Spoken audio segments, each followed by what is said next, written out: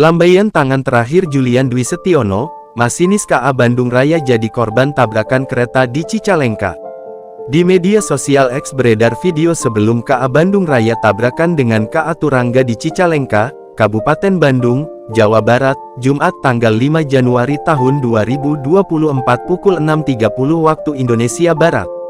Pantauan Tribun Jakarta. Video tersebut pertama kali diunggah oleh akun X Riva Studying. Akun X Riva Studying memposting video saat KA Bandung Raya hendak meninggalkan stasiun. Dalam video tampak masinis KA Bandung Raya, Julian Dwi Setiono menampakkan diri dari jendela lokomotif. Ia tersenyum sembari melambaikan tangannya. Siapa sangka lambaian tangan tersebut menjadi lambaian terakhir ayah satu anak tersebut.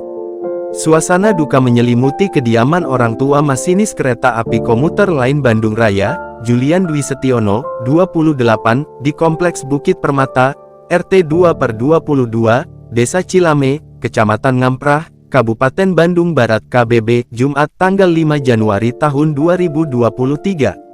Kini, almarhum telah dimakamkan di TPU yang berada di sekitar rumah orang tuanya tersebut.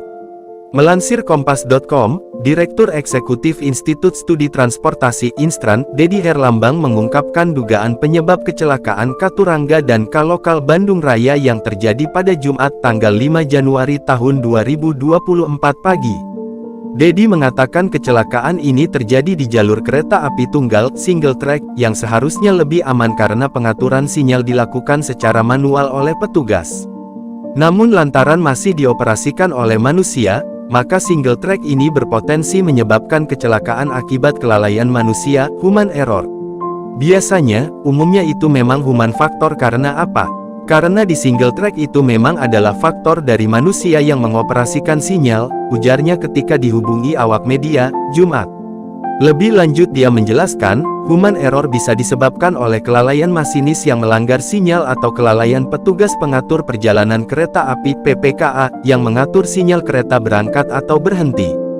Namun, melihat kasus kecelakaan yang pernah terjadi sebelumnya, human error lebih banyak terjadi karena kelalaian petugas pengatur sinyal yang seharusnya memberikan sinyal berhenti ke kereta justru malah memberi sinyal berangkat.